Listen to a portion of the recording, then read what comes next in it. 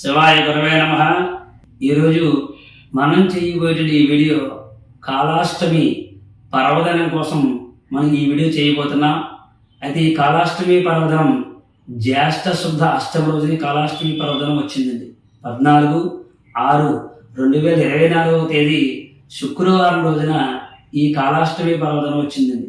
ఆ రోజున శని భగవానుడు కాలభైరవుడు ఎదురు బదులుగా వచ్చి లోక శ్రేయస్సు కోసం చర్చించుకుంటూ ఉంటారండి ఆ అష్టమి రోజున. అందుచేత ఆ అష్టమి రోజున మనం ఏం చేయాలి అంటే కనుక ప్రధానంగా శనీశ్వరుడు గ్రహాల్లో మహాబలమైన గ్రహం. కాలభైరుడు సాక్షాత్తు రుద్రస్వరూపుడు.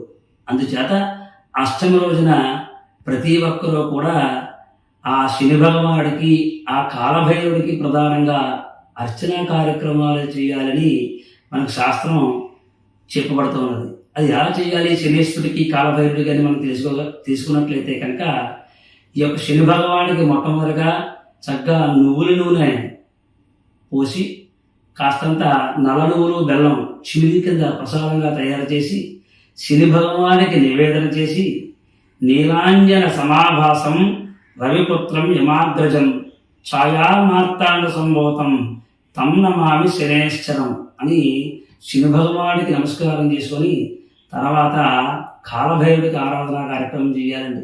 ఈ కాలభైరవ ఆరాధన కార్యక్రమం చాలా శ్రేష్టమైనది, చాలా ప్రధానమైనది. కాళాష్టమి రోజున కాలభైరుడికి అర్చనా కార్యక్రమం చేసి తర్వాత ఒక తెల్లని బూడిద గుమ్మడికాయ తీసుకొని దాన్ని 2 ముక్కలుగా చేసి ఆ లోపల నుండి గుంజుకు చక్కగా తీసివేసి దాంట్లో 2 డొప్పల కింద తయారవుతుందండి. ఆ గుమ్మడికాయ 2 ముక్కలకు వస్తే ఆ గుంజి తీస్తే డొప్పలుగా తయారవుతుంది. ఆ డొప్పలలో వెప్ప నూనె పోసి ఆ తామర ఒత్తులు దాంట్లో వేసి ఆ ఒత్తులతో ఆ వెప్ప నూనె వేసి ఆ దీపారాధన కాలభైరుడి దగ్గరికి విధించి ఆ స్వామికి ప్రధానంగా ఇష్టమైన ప్రసాదం గారెలు, మినప్పప్పుతో తయారు చేసినటువంటి గారెలు.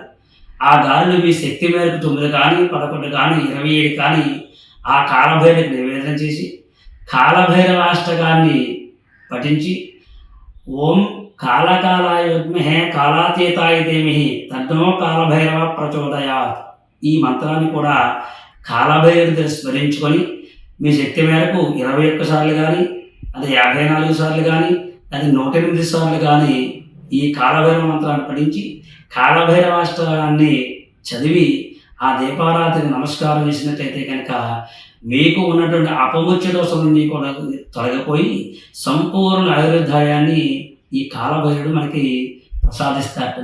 అందుచేత కాళాష్టమి పర్వదినాన్ని ఎవరు వదులుకోకుండా శని భగవానుడు కూడా అపముచ్చ దోషాలను పరిహారం చేస్తాడు కాబట్టి ఆ శని భగవానుడికి ఈ కాలభైరుడికి కూడా ఆ రోజున ప్రధానంగా అర్చనా కార్యక్రమం చేసి ఆ కాలభైరుడి యొక్క అనుగ్రహాన్ని ఈ యొక్క శనేశ్వరుడి యొక్క అనుగ్రహాన్ని పొంది అందరూ సుఖశాంతులతో భోగభాగ్యాలతో ఉంటారని ఆ యొక్క పరమేశ్వరుడి యొక్క అనుగ్రహం ద్వారా ఈ యొక్క వీడియోని నేను చేయడం జరిగిందండి. అందుచేత ఈ కాళాష్టమి పర్వదినాన్ని వదులుకోకండి.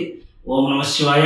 స్వస్తి ప్రజాభ్య పరిపాలయంతాం న్యాయేన మార్గేణ మహిమహీషాః గోబ్రాహ్మణేభ్యః శుభమస్తు. నిత్యం లోకాః సమస్తాః సుఖినో భవంతు. స్వస్తి.